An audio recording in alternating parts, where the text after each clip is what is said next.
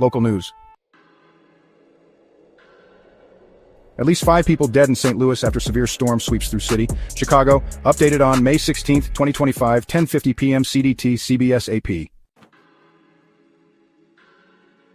At least 5 people died, and authorities were searching from building to building for people who were trapped or hurt after severe storms, including a possible tornado, swept through St. Louis. The storms Friday afternoon tore roofs off buildings, blew out windows, ripped bricks off siding, and yanked up trees and power lines.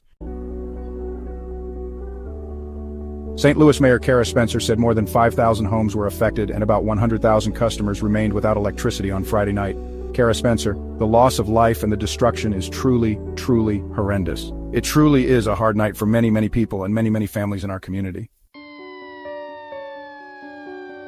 The number of people injured was not immediately known. Barnes Jewish Hospital received 20 to 30 patients from the storm with some in serious condition, and most expected to be discharged by Friday night, according to hospital spokesperson Laura High. St. Louis Children's Hospital received 15 patients, with 2 of them expected to remain in the hospital into the weekend, she said. The city implemented a 9 p.m. curfew in parts of St. Louis on Friday night, encouraging people to stay home as officials sweep every building in the path of the storm to search for potential victims. We're going to have a lot of work to do in the coming days. There is no doubt there, but tonight we are focused on saving lives and keeping people safe and allowing our community to grieve. In addition to asking people to stay home, Spencer urged people to stay off their phones unless it's an emergency, as the storms have disrupted cell service in the city, and officials want to make sure people who need to call 911 can get through to get help. At Centennial Christian Church, City of St. Louis Fire Department Battalion Chief William Pollahan told the Associated Press that 3 people had to be rescued after part of the church crumbled. One of those people died. Part of Centennial Christian Church in St. Louis, Missouri collapsed on Friday, May 16, 2025, when severe storms, including a possible tornado, swept through the city. Michael Phyllis, Associated Press. National Weather Service radar indicated that a tornado touched down between 2:30 p.m. and 2:50 p.m. in Clayton, Missouri, in the St. Louis area. It received reports of damage, mostly downed trees, Weather Service meteorologist Marshall Fowler said. The apparent tornado touched down in the area of Forest Park, home to the St. Louis Zoo and the site of the 1904 World's Fair and Olympic Games the same year, Fowler said. The St. Louis Zoo posted a message on X, the messaging platform formerly known as Twitter, that it would remain closed for the rest of the day because of the weather. The post included no information on damages, and a zoo spokesperson didn't immediately return a phone message seeking comment. We can't definitively say whether or not it was a tornado. It likely was. Radar confirmed a tornado above Venice, Illinois, about 2:50 p.m. CDT. It could be accompanied by golf ball-size hail, the National Weather Service in St. Louis said. Venice is northeast of St. Louis, just across the Mississippi River. The Weather Service described the tornado as extremely dangerous and moving east at 50 miles per hour. The tornado is part of a severe weather system that spawned tornadoes in Wisconsin, downed trees, left thousands without power in the Great Lakes region, and brought a punishing heat wave to Texas. Weather forecasters warned that severe storms with hail and even hurricane-force winds also could hobble parts of Appalachia and the Midwest on Friday. Tornadoes were also a risk there.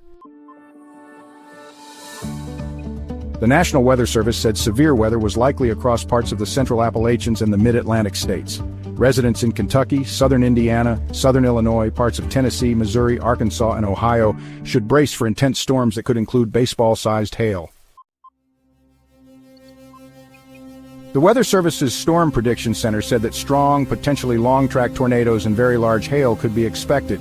The threat for damaging winds in excess of 75 miles per hour will increase into this evening as storms grow into larger clusters. A tree lays on a house in Dorr, Michigan after a severe storm ripped across Michigan the night before on Friday, May 16, 2025. Neil Blake, Associated Press. Ahead of Friday night's anticipated storm, Appalachian Power, which serves 1 million customers in West Virginia, and Tennessee, said Friday it requested 1,700 additional workers from neighboring utilities, along with sending its own crews from unaffected areas to assist with service restoration.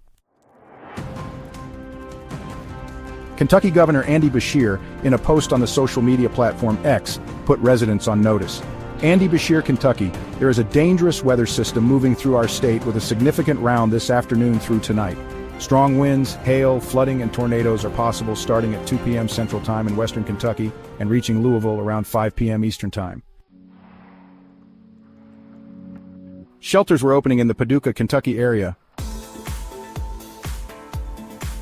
Faith Borden, a meteorologist in the National Weather Service Nashville office, said Friday that Middle Tennessee could expect all types of severe weather. Winds up to 70 miles per hour. We're talking seriously large hail up to 3 inches, which for us is big hail. Texas, meanwhile, faced searing heat. A heat advisory was issued for San Antonio and Austin, with temperatures at a blistering 95 degrees Fahrenheit to 105 degrees Fahrenheit. Parts of the southern East Coast from Virginia to Florida battled with heat in the 90s. The National Weather Service office for Austin, San Antonio said, Friday, the humidity coming in over the weekend is expected to make temperatures hotter. Jason Runyon. There are concerns of heat exhaustion for people that aren't taking proper precautions when they're outdoors. He advised those affected to take breaks and stay hydrated. Overnight Thursday, storms accompanied by booming thunder, lightning displays, and powerful winds swept through parts of Wisconsin, Illinois, northern Indiana, and Michigan, leaving scores of trees down and thousands of homes without power. Several tornadoes touched down Thursday in central Wisconsin. None of the twisters have received ratings yet, said Tim Ullman, a National Weather Service meteorologist in Green Bay. We're still gathering reports. We're assessing some of the damage and still getting video and pictures. The damage that we have is fairly widespread. There was a lot of large hail. In Eau Claire was one report of softball-sized hail. No injuries have been reported. Surveys also were underway Friday of damage in Michigan to determine if any tornadoes touched down there, said Stephen Freitag, a meteorologist with the National Weather Service in White Lake Township, northwest of Detroit. The storms were fueled by temperatures in the lower 80s that stretched from Illinois into Michigan and were activated by a cold front that pushed through, Freitag said.